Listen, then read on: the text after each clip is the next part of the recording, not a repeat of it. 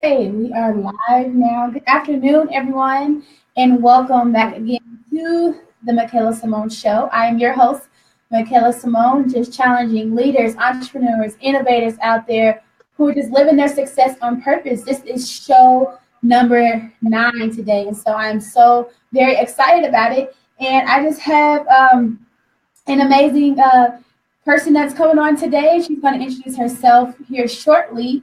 But first, again, I just want to acknowledge my listeners for just taking the time out of your day to just tune in with Makayla Simone. So today, like I said, I have a special guest. She has a powerful, powerful testimony, and she's doing some amazing things in her community. And so I titled today's show, Believing is Key, because this phrase is centered around her testimony.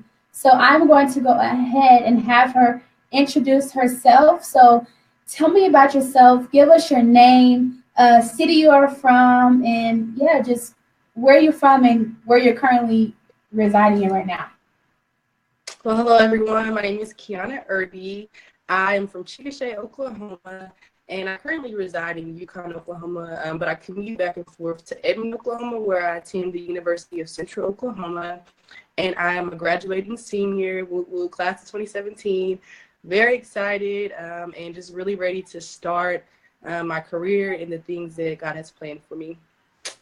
Awesome. So, like I said, I titled today's show "Believing is Key." I've been following you for a while on Facebook, and we've met at Big 12, and so we're in the Black Girl Magic Group Me, and Yeah.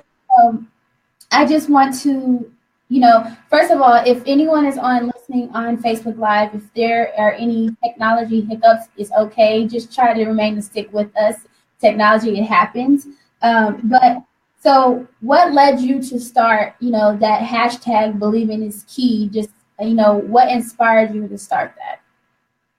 Well, it really started. One of my sisters in Christ, she had her hashtag. I was just really curious, like, what was the purpose of her hashtag? And I kind of started mine saying, your testimony is essential to you, and it should be centered around you because your passions and things you should be able to articulate it and make it personable to you. And so faith has just been really something that I've had to hold on to throughout my life, and just really being a firm believer in Christ and believing that whatever situation that I'm in, God can get me out of. And so my name is Keyanna, and so it's kind of personalized to my name. So believing is key is just something that I use to really help me get through hard times and to remain faithful through all adversities that I face in life. So that is where believing is key is started. And it's really just, it's more than a hashtag. It's something that I really plan to, take and make a ministry out of, really focusing on certain topics such as domestic violence, poverty, and human sex trafficking.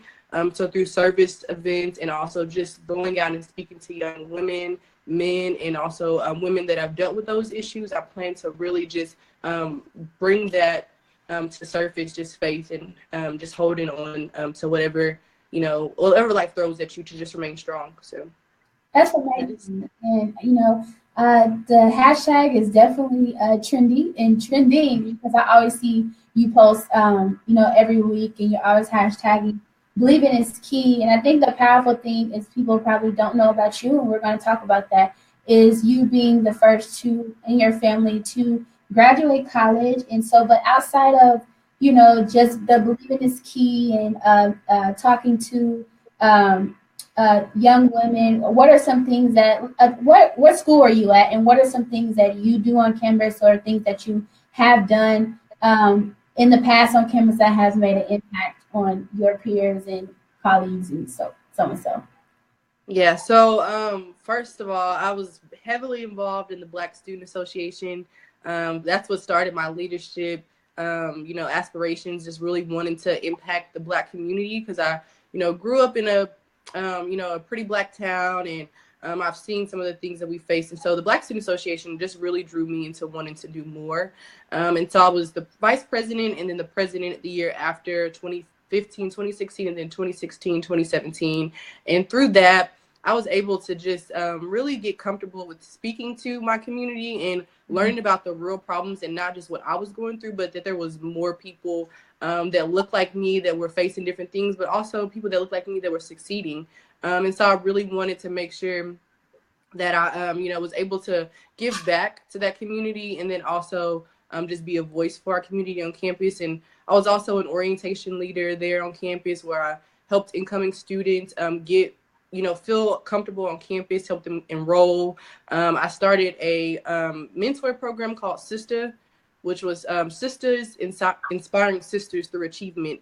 And it was more of a social organization for us to really just empower each other, inspire each other, and help each other in any areas of life. We had mentors and then mentees that were upperclassmen and lowerclassmen, were freshmen. And that was just a way for us to have a community on campus. And I did various other things as far as community service. I actually went on a community service trip. It was a week-long community service trip during spring break.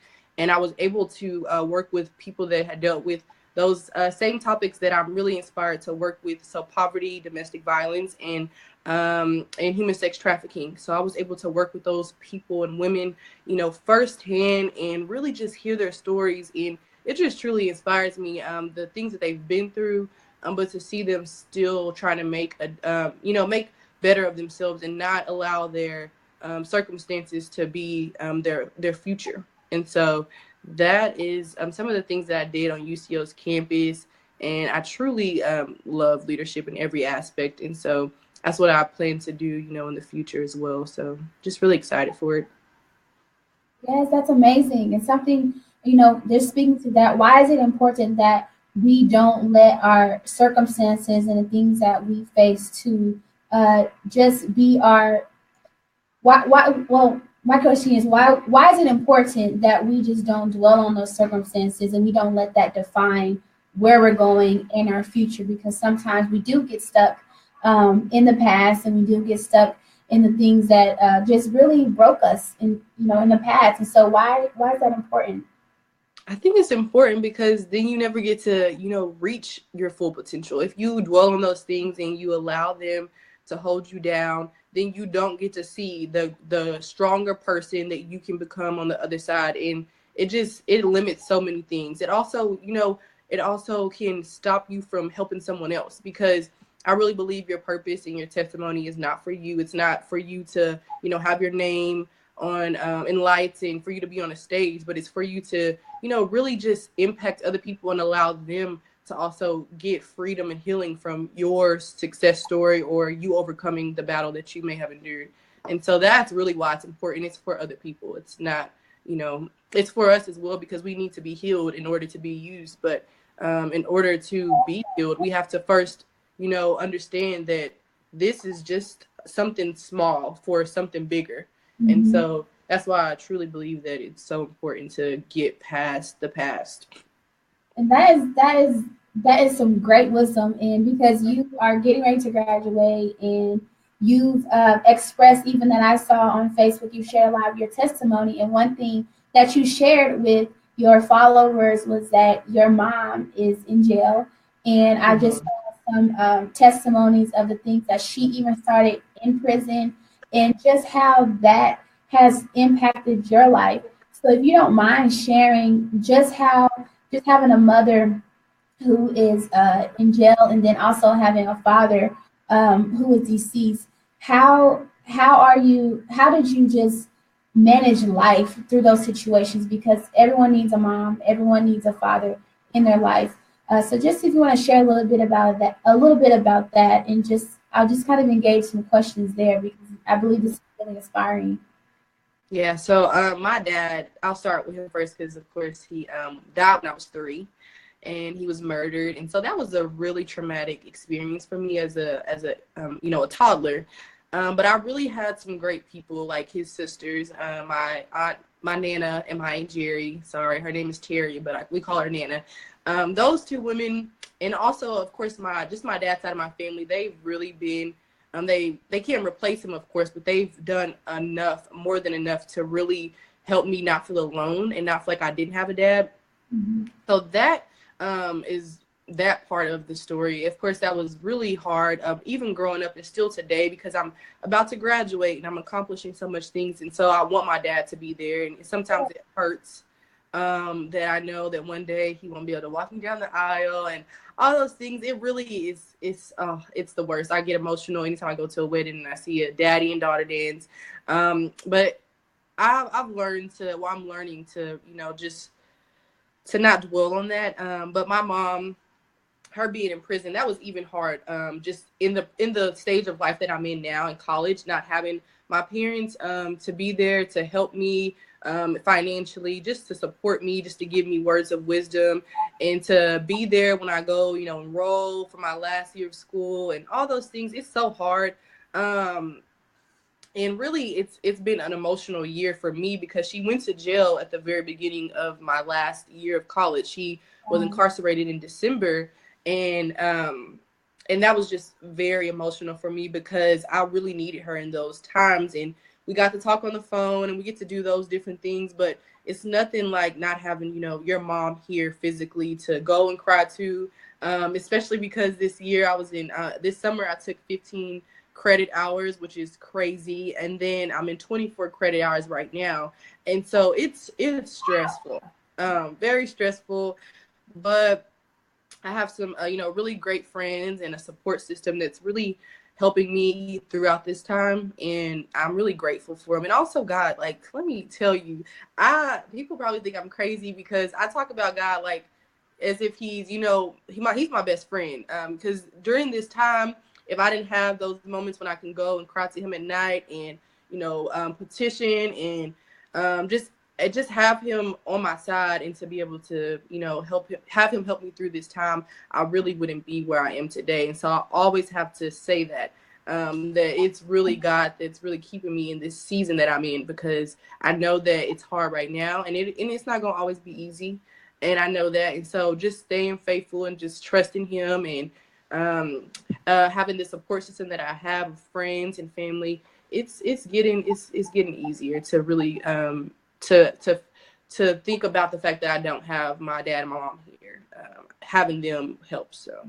Well, thank you for sharing that, because that is definitely a place of vulnerability, and not everyone can come to a place where they can share that. And for people struggle all the time with being transparent and telling their testimony.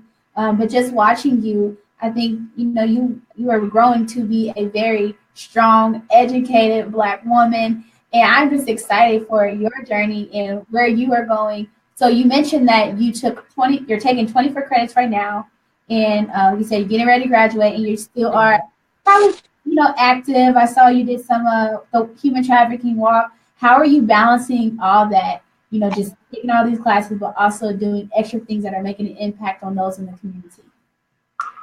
So definitely just sacrificing, I guess, the more social things. So, going out and hanging out with friends is something that I really can't do. I make time for it. And it somehow happens because, of course, I still make time for church. And so going to a Wednesday night Bible studies and Thursday night recharges, and on Sunday mornings or Sunday afternoons, I find ways to hang out with my friends then. But I'm always, making sure that my homework comes first, making sure that and I'm taking a lot of classes that are online. So that makes it a little easier, that I can kind of work ahead and get things done. But that is really what I've had to learn, is just, of course, time management and prioritizing, and making sure that I'm not just making, school an idol, because I feel like we can do that, especially like, just want to make good grades. And so just make sure that I'm giving time to everything that I really have passion for, as much time that I can give, and not overstressing myself, and,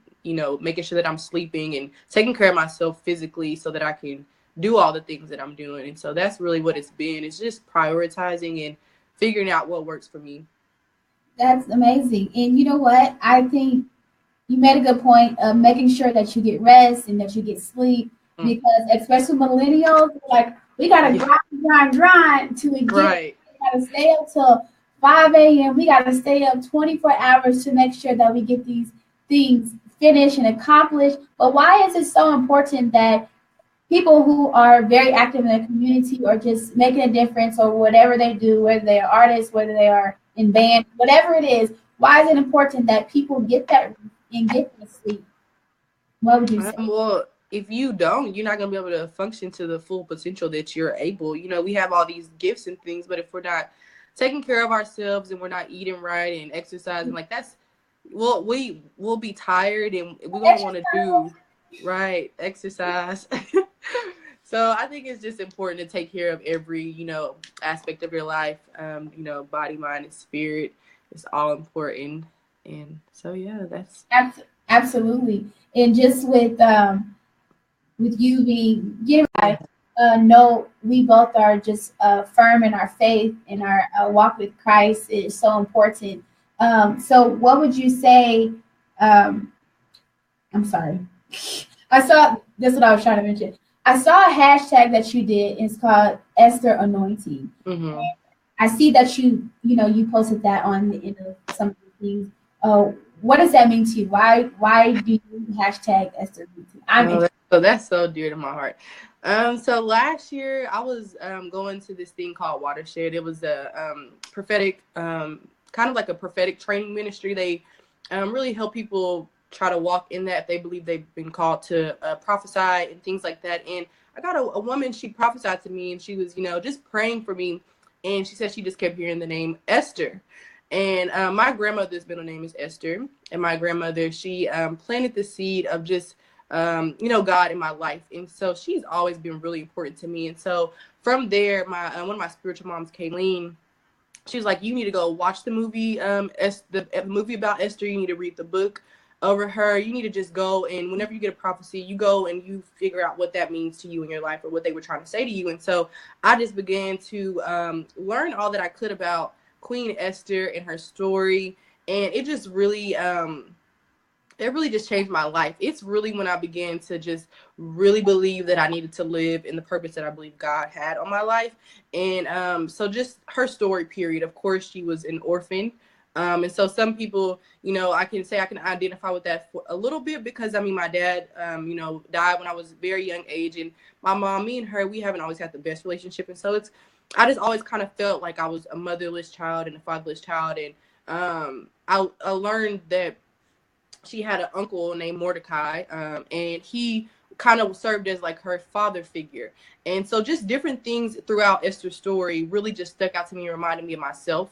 And the book that I read really helped me, learn about the things that went on throughout Esther's story, about how for a year she went through a beautification process before she, even was chosen as queen, and about the favor that was on her life, and how she went and went into consecration about things before she even approached the king, and just about how she was as a woman. It just really inspired me, and I really do believe that we women right now, we are called to the forefront for such a time as this. I mean, just you doing what you do, being so impactful, and really highlighting different people in the community, that just speaks for itself. Is just that we want to help our people. We want to help our generation. And so Esther Anointing is just, I believe right now, it's something that, God just has highlighted to me, and it's just really empowered me to do more, and to be a woman, to not allow that to stop me or hinder me, but to use that.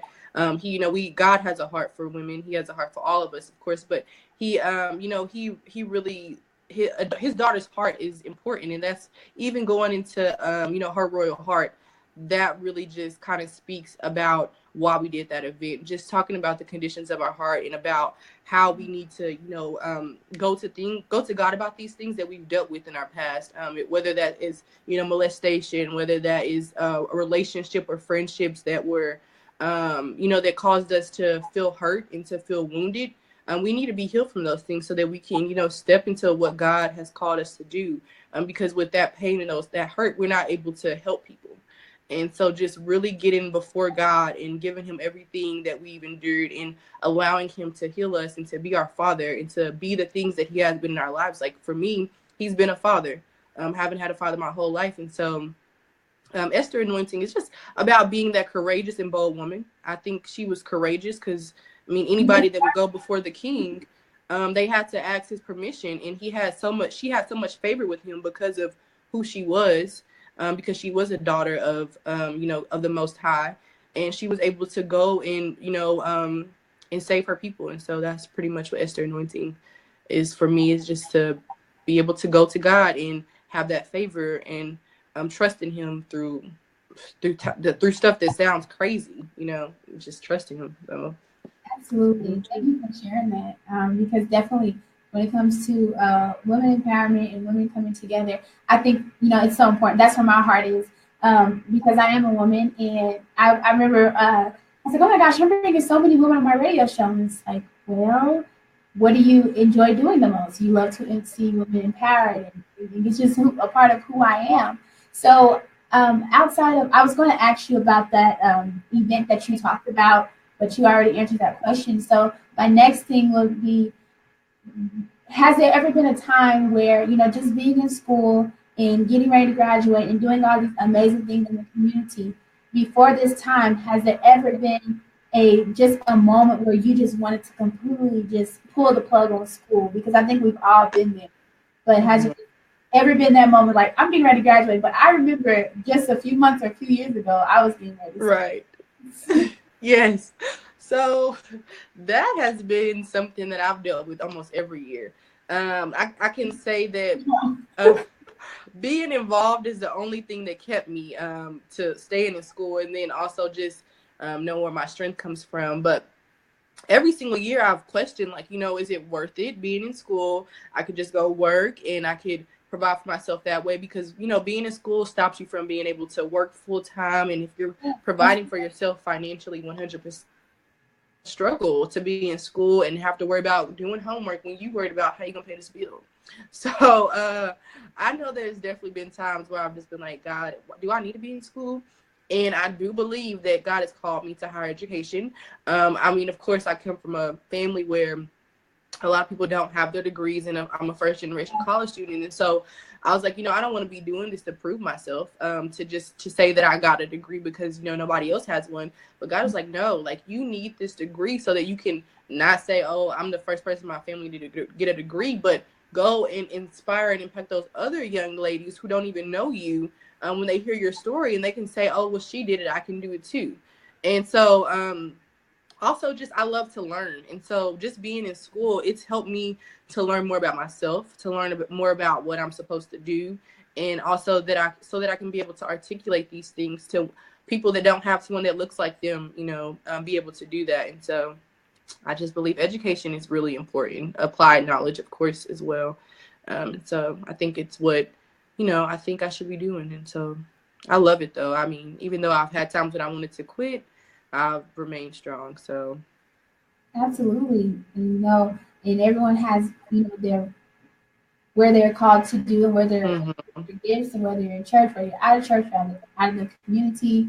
And so my next question for you would be, how does it feel to be a face for African American young girls, Black girls who are just need someone to look up to? I know for me, I started really embracing my natural hair a lot more because I realized that little girls literally look up to that and say, "Wow, your hair is beautiful. It's amazing," and they see people that look like them. So why is it important that we, even as Black women, embrace who we are and just be that face for those little girls who are looking up to us? How does that feel, and like why is that important that we step into that? And Well, I think it's first of all, it can be a lot of pressure to remain, because when you're in any type of leadership position or you're the face of something, you have a lot on your shoulders to withhold and to maintain. And so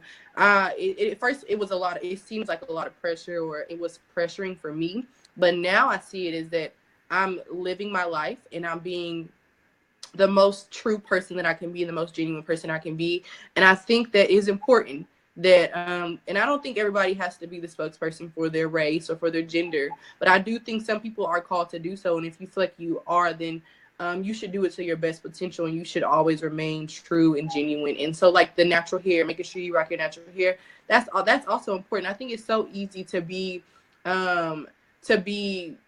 ungenuine. It's easy to be what the world wants you to be, and to fall into whatever else everybody is doing. And so it is a challenge to be your true self. And when doing that, you'll persevere, you'll get through it. And I think so many more people will be impacted from you being the person that you are instead of trying to be somebody else. And you're best at being yourself. So just really making sure that you live that out on social media or just even in your community. That will, I think, first just speak so much to women that you're trying to impact, to little girls. When they see you just speaking and having the courage to speak and not being ashamed of who you are, I think that is just enough itself.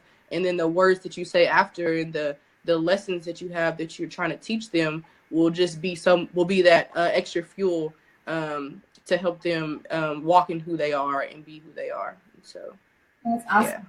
Yes, absolutely. Especially, when I was saying, okay, this is not your thing. The curls ain't coming out right.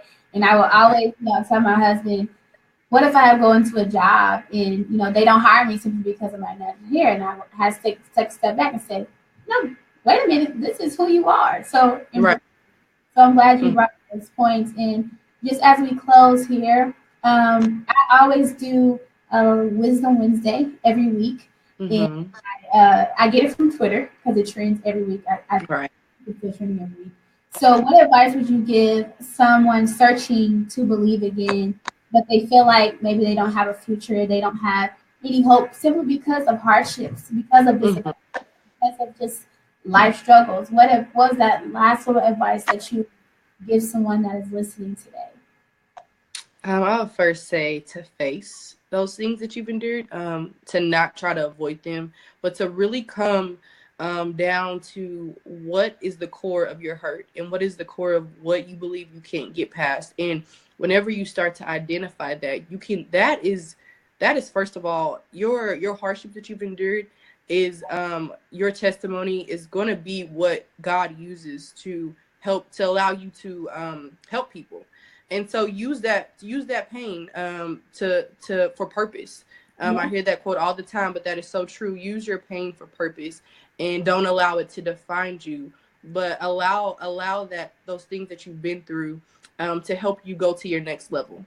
And that would just really be my Wisdom Wednesday, is just, and also to remain faithful to whatever you believe it is that you're called to do. Don't give up, and just keep striving for greatness. So yeah. That's awesome. Thank you so much for coming in. Thanks for having me, sis.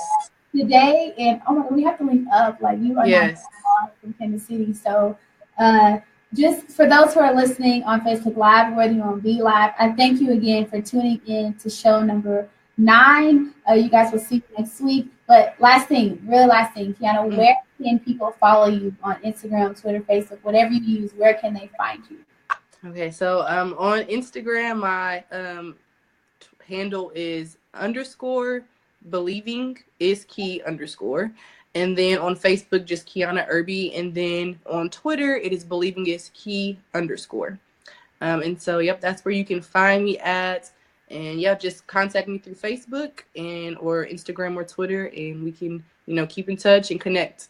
Yes, you guys have to, because she always has some great nuggets especially for women out there who are listening, and even for men. I mean, her story is powerful. So thank you again for tuning in, everyone. And Keyanna, thank you so much for just joining in on the Makayla Simone Show. And I will see all my other listeners. I will see you guys next week. All right. Bye. Bye.